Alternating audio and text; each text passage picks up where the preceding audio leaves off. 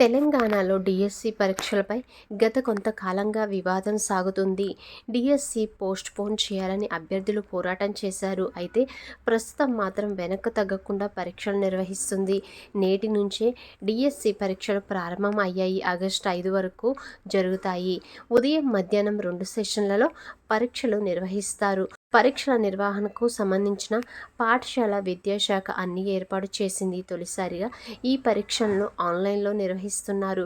ప్రతిరోజు 26,000 మంది చొప్పున అభ్యర్థులకు పరీక్షలు నిర్వహిస్తారు. మొత్తంగా 2,79,956 మంది అభ్యర్థులు పరీక్షలకు దరఖాస్తు చేసుకున్నారు. 11 జిల్లాల పరిధిలో 56 పరీక్షా కేంద్రాల్లో పరీక్షలు జరుగుతున్నాయి.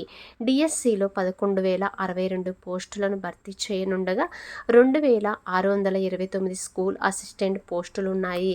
ఈ పోస్టులకి 1,61,000 మంది దరఖాస్తులు చేశారు.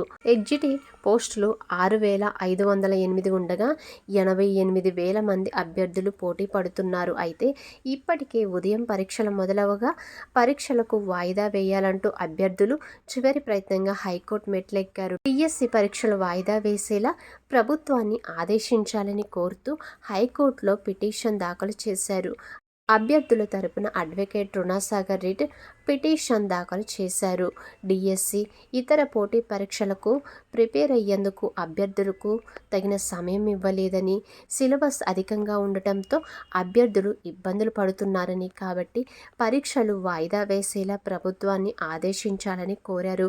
ఉదయమే డిఎస్సి పరీక్షలు ప్రారంభం కావడం, హైకోర్టు కేసును విచారించడంతో సర్వత్రా ఉత్కంఠ నెలకొంది. ఇప్పటికే పరీక్ష మొదలైనందున హైకోర్టు ఎలాంటి తీర్పు ఇస్తుంది అనేది ఉత్కంఠ రేపుతుంది.